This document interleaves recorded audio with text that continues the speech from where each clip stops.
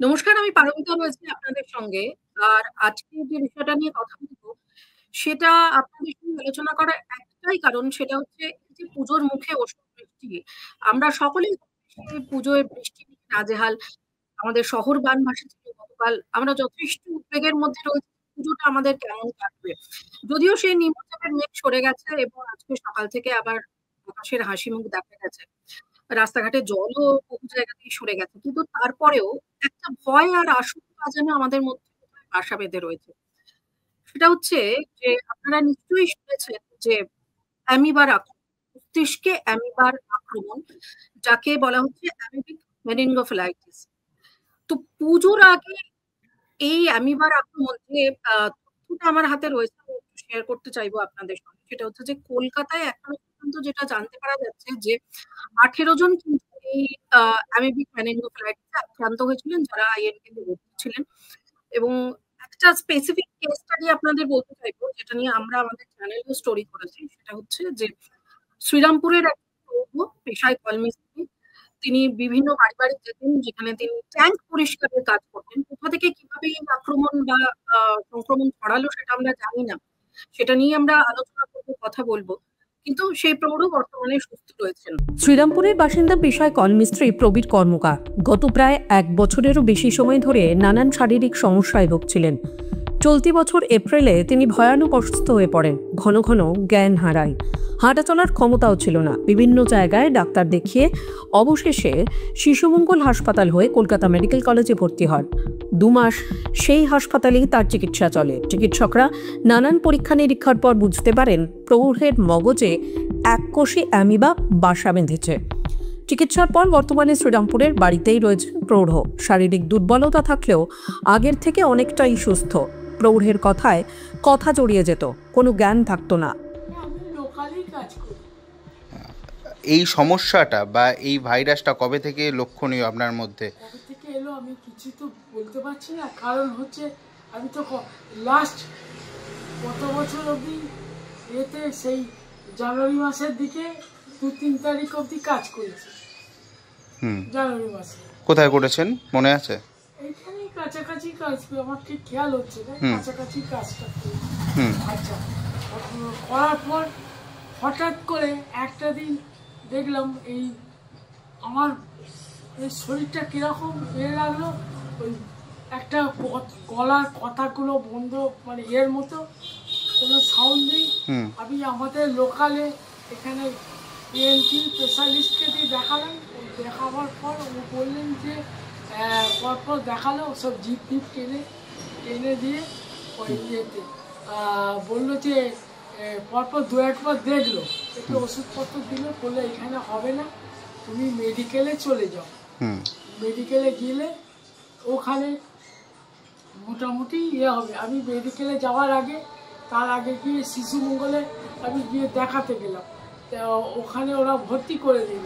কিছুদিন ভর্তি থাকার পর তারপর আবার সব ওই করলো, আল্ট্রাসোনোগ্রাফি করতে বললো যে তোমার এই গল ব্লাডারে স্টোন আছে, ওটাকেও অপারেশন করতে হবে বলে আবার 1-2 মাস পর আবার ওটাকে অপারেশন করে দিল। করার পর বাড়ি চলে এসেছিল, ভালোই ছিল, হ্যাঁ, খাচ্ছি যাচ্ছি সবই হচ্ছে। হঠাৎ করে একটু রাস্তায়ও বেরোচ্ছিল, হ্যাঁ, তারপরে হঠাৎ করে অজ্ঞান হয়ে যাচ্ছিল মাঝে, হ্যাঁ, অজ্ঞান হয়ে যাচ্ছিলাম। আমাদের এখানে শ্রমজীবী হসপিটাল আছে, হসপিটালে 2-1 বার ভর্তি হলো। ওরা লাস্ট পর ওরা বললো যে আমাদের এখানে হবে না, আপনি মেডিকেলে আমরা লিখে দিচ্ছি, আপনি অ্যাডমিশন করে দিন বলে আমাকে পাঠিয়ে দিন। আমি ওই অ্যাম্বুলেন্সে করে মেডিকেল কলেজে। কতদিন ভর্তি ছিলেন ওখানে? ওখানে বলো না কতদিন বলুন? হ্যাঁ, 2 মাস। 2 মাস। হ্যাঁ, ওনার সমস্যাগুলো বা এই ভাইরাসের কথা কবে জানতে পারলেন?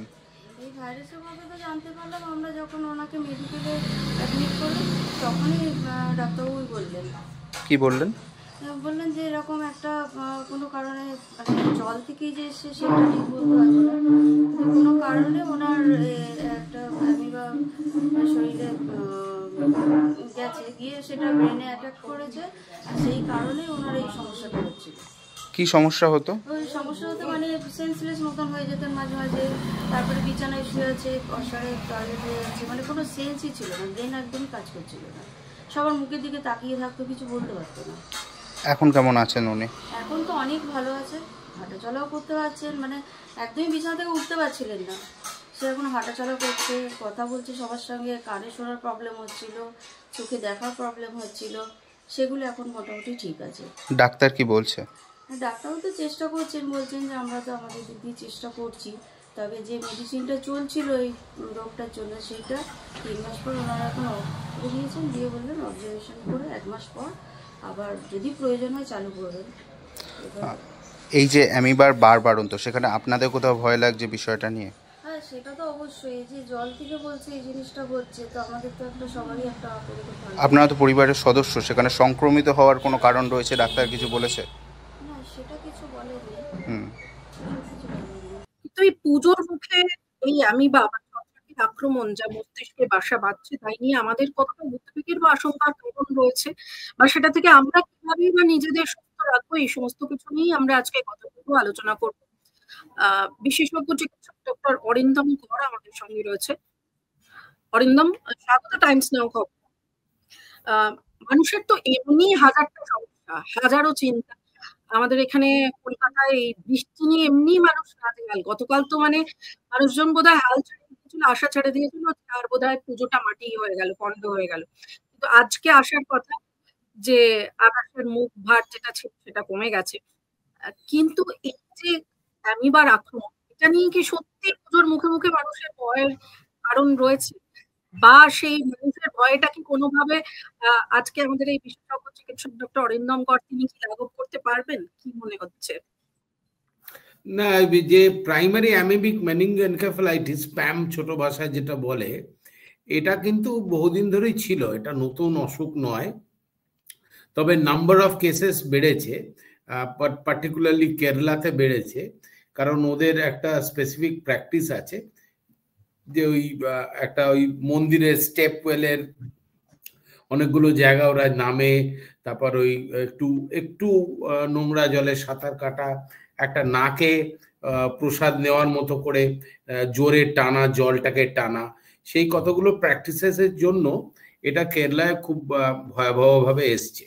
তবে প্যামের মেন যেটা মানে যে অ্যামিবাটা নেগলেরিয়া ফাউলেরি, ওটা এমনি জলে থাকে, টেম্পারেট ক্লাইমেট যেটা আমাদের দেশের সঙ্গে মেলে, আর কন্টামিনেটেড ওয়াটার যেটা আমাদের ওয়াটার কন্টামিনেশন কোয়াইট কমন। তো সবকটা জিনিসই কিন্তু এই কলকাতা আবহাওয়া এবং যা পরিস্থিতি তার সঙ্গে মিলে যাচ্ছে, কিন্তু তার মানেই এই নয় যে অ্যামিবিক মেনিনজাইটিস হবে। যদি আমরা কিছু বিশেষ সতর্কতা মেনে চলি তাহলে ডেফিনেটলি আমাদের অত ভয় পাওয়ার কিছু নেই। আর বৃষ্টি তো কমেই গেছে, তো সুতরাং অতটা অসুবিধাজনকও কিছু নেই। হ্যাঁ, একটা জিনিস যেটা অবশ্যই আমাদের চিন্তার মধ্যে থাকা উচিত, যে প্যাম কিন্তু 97 to 98% মর্টালিটি, মানে আজ পর্যন্ত রিপোর্টেড প্রায় 500-র কাছাকাছি পেশেন্টের ওয়ার্ল্ড ওয়াইড মাত্র 7 জন বেঁচেছে। সুতরাং এবং এর ট্রিটমেন্টটাও খুব কঠিন, এবং ট্রিটমেন্ট বেশিরভাগ ক্ষেত্রে যদি আমরা প্রথমেই না করি তাহলে প্রাণ বাঁচানো যাবে না, আর প্রথমে বোঝাও মুশকিল হয়। তো সেই সব মিলিয়ে এটা থেকে সাবধানে থাকতে হবে, পরিষ্কার জলে চান করতে হবে, নোংরা জল, মাঝে মাঝে কয়েকটা রিল দেখলাম যে মানুষ ওই জমা জলে সাঁতার কাটছে, ঝাঁপ দিচ্ছে, মজা আনন্দ করছে, তা সেইগুলো একটুখানি আমাদের অ্যাভয়েড করলেই ভালো।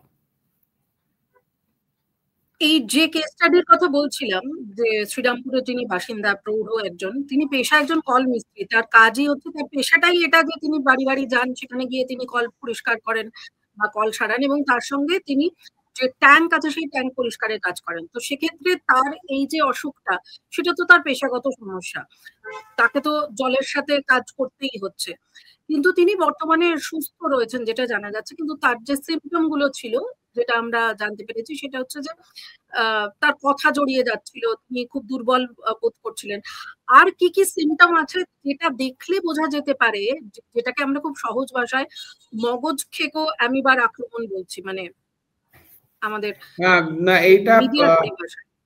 হ্যাঁ, তা প্যামের মেনলি হচ্ছে যে জ্বর, আর যে কোনো মেনিঙ্গো এনকেফেলাইটিস মানে তার মধ্যে ওই কনসাসনেসটা কমে যাওয়া বা ফ্লাকচুয়েটিং কনসাসনেস, নেক স্টিফনেস, ঘাড় শক্ত হয়ে যাওয়া, এবং পরবর্তীকালে কনভালশন মানে সিজার্স, কনভালশন, খিঁচুনি সেগুলো আসা, চোখের ডিফিকাল্টি, গা হাত পা ব্যথা, দৃষ্টির ডিফিকাল্টি, এই জিনিসগুলো খুব কমন। তবে ডায়াগনোসিস কিন্তু ক্লিনিক্যাল ডায়াগনোসিস ছাড়াও এর কনফার্মেটরি ডায়াগনোসিস করতে হবে। ওই পিঠের থেকে আমরা যে স্পাইনাল ফ্লুইড নিই, স্পাইনাল ফ্লুইডের অ্যানালিসিস, এবং তাতে এই অ্যামিবাকে ডকুমেন্ট করা। এইটা না হলে কিন্তু এক হচ্ছে যে কারণ আমাদের মেনিনজাইটিস বা মেনিঙ্গো এনকেফেলাইটিস নানান কারণে হয়, সবই যে অ্যামিবিক মেনিঙ্গো এনকেফেলাইটিস সেটা নয়, রাদার অ্যামিবিক মেনিঙ্গো এনকেফেলাইটিস খুবই রেয়ার। আমাদের কিন্তু নর্মাল মেনিনজাইটিস বা মেনিঙ্গো এনকেফেলাইটিস অনেক হয়, স্ট্রেপ নিউমোনি থেকে শুরু করে অ্যাডাল্ট মিজলস প্রচুর হয়। তো সেইগুলো বরং সেগুলো much more treatable, easily treatable. তো সেইটা আমাদের ডায়াগনোসিসটা ক্লিনিক্যাল ডায়াগনোসিস ছাড়াও আমাদের মাইক্রোবায়োলজিক্যাল ডায়াগনোসিসও করতে হবে। এই যেরকম ভাবে কোভিড নিয়ে আমরা প্রচন্ড ওয়ারিড ছিলাম এবং তার বিভিন্ন রকম প্রোটোকলস আমাদের মেনে চলতে হয়েছে, যেহেতু একটু আগেই যেটা আপনি বলছিলেন যে এই ধরনের আক্রমণ হলে মানুষের সুস্থতার হার কিন্তু কম, বা মানুষ বেঁচে ফিরেছে এই হারটা ভীষণ রকম কম। তো সেক্ষেত্রে কি কি প্রিকশন নেওয়া প্রয়োজন বা কোনো প্রোটোকল মেনে চলা প্রয়োজন কিনা সেগুলো একটু স্পেসিফিক করলে ভালো হয়। না, এরকম তো অনেক অসুখই আছে যার মারণ ক্ষমতা অলমোস্ট 100%। যেমন কমনেস্ট হচ্ছে রেবিস। কুকুর কামড়ালে যদি আমরা টিকা না নিই এবং যদি রেবিস হয় তাহলে প্রায় 100% মর্টালিটি, মানে 100% লোক মারা যাবে।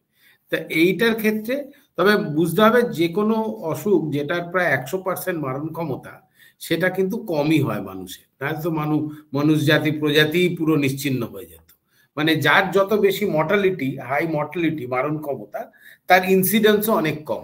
তো সুতরাং এটা নিয়ে প্রথমেই ভয় পাওয়ার কিছু নেই, কারণ খুব বেসিক কিছু মেনে চললে, প্রিকশনস নিয়ে চললে, বেসিক টার্মস মেনে চললে আমাদের এটা হওয়ার কথা নয়। পরিষ্কার জলে চান, ময়লা নর্দমা জলে ডুব না দেওয়া, এই যেমন ওই জমা জলে সাঁতার না কাটা, কিছু রিচুয়ালস যদি অ্যাভয়েড করা যায়, পার্টিকুলারলি যেখানে নাকে জলটা ঢুকছে সেইগুলো, বা পচা পুকুর টুকুর বা নর্দমা জাতীয় জায়গায় গিয়ে এগুলো না করা, আর যে জলে আমরা চান করছি বেসিক স্যানিটেশনটাকে মেনটেন করে চলা।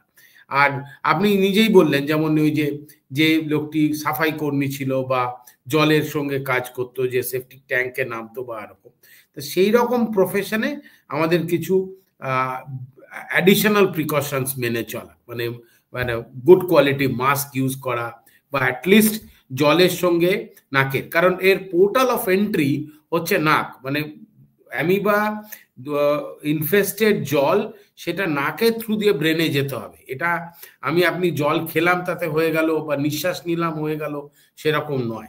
It has to be a direct contact. তো জমা জল, দুর্গন্ধ জল, নর্দমার জল, বা যেখানে অ্যামিবা থাকার চান্স আছে সেই জল যেন নাকে না পৌঁছায়, সেইটুকু প্রিকশন নিলেই এটা কিন্তু আমরা সব ঠিক থাকতে পারবো। আমরা তো উপসর্গ শুনলাম, মোটামুটি কি কি উপসর্গ দেখলে আমরা বুঝতে পারবো। খুব যে কোনো রোগের ক্ষেত্রে যেটা যে দ্রুত চিকিৎসকের পরামর্শ নেওয়া জরুরি। এক্ষেত্রে আর কি নতুন করে কোন রকম প্রিকশন বা কিছু করা উচিত, যেটা যদি কেউ বুঝতে পারেন যে তিনি এই রোগে আক্রান্ত হয়েছেন? না, ইমিডিয়েট নিউরোলজিস্টের সঙ্গে, মোস্টলি জ্বর, ঘাড় স্টিফনেস, খুব তাড়াতাড়ি অজ্ঞানতার দিকে যাওয়া, আর খিঁচুনি, এই চারটে জিনিস যে কোনো মেনিনজাইটিস বা মেনিঙ্গো এনকেফেলাইটিসের লক্ষণ। এবং এইটা হলেই একটা ভালো ইন্টারনাল মেডিসিন বা নিউরোলজির ডাক্তারের সঙ্গে ইমিডিয়েট যোগাযোগ। খুব অ্যাগ্রেসিভ ট্রিটমেন্ট যেমন অ্যাম্ফোটেরিসিন বি, রিফাম্পিসিন, মিল্টেফোসিন, এগুলো পাওয়া যায়। পার্টিকুলারলি অ্যাম্ফোটেরিসিন বি যদি একদম ইনিশিয়াল পিরিয়ডে ডায়াগনোসিস করে আমরা ইউজ করতে পারি, তাহলে কিন্তু একটা ফাইনাইট পসিবিলিটি আছে একটা মানুষের সার্ভাইভ করা। মোস্টলি যেটা হয় যে অনেক লেট ডায়াগনোসিস হয়, এবং সেক্ষেত্রে তখন বাঁচানোর চান্সটা কম থাকে। তো মোস্টলি এই উপসর্গগুলো এলেই সঙ্গে সঙ্গে একটা ভালো ডাক্তারের সঙ্গে যোগাযোগ করুন।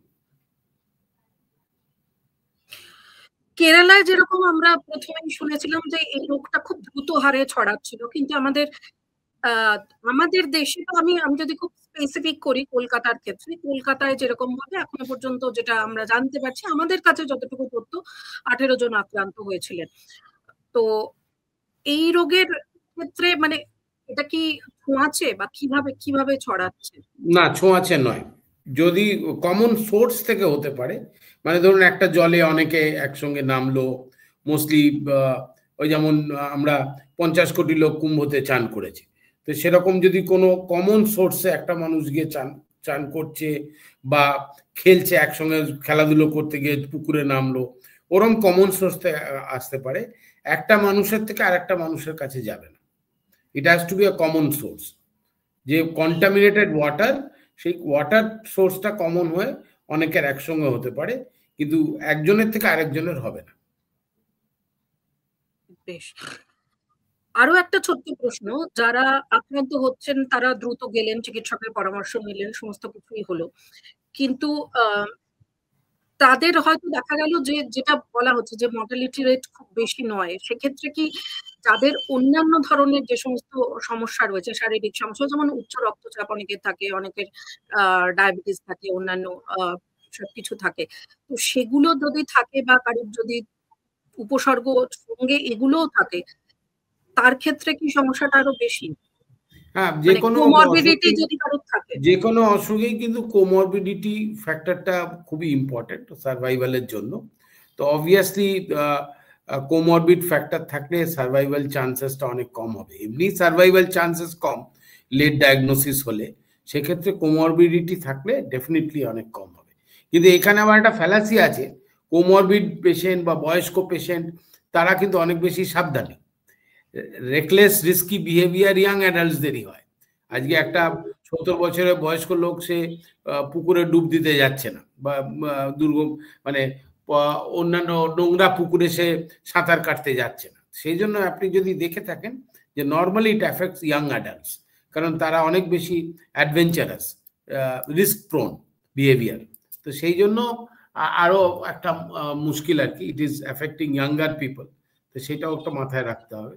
মোস্টলি আমি তাদেরকেই বলবো যে একটু কয়েকদিন সাবধানে থাকা, বিশেষ করে যখন এখন সিজন চেঞ্জের সময় জল জমছে, বৃষ্টি হচ্ছে, আমরা অনেক বেশি সুয়েজ ওয়াটারের সঙ্গে জমা জলের কন্টামিনেশন হচ্ছে, তো সেই সব ক্ষেত্রে আমাদের একটু সাবধানে থাকা উচিত।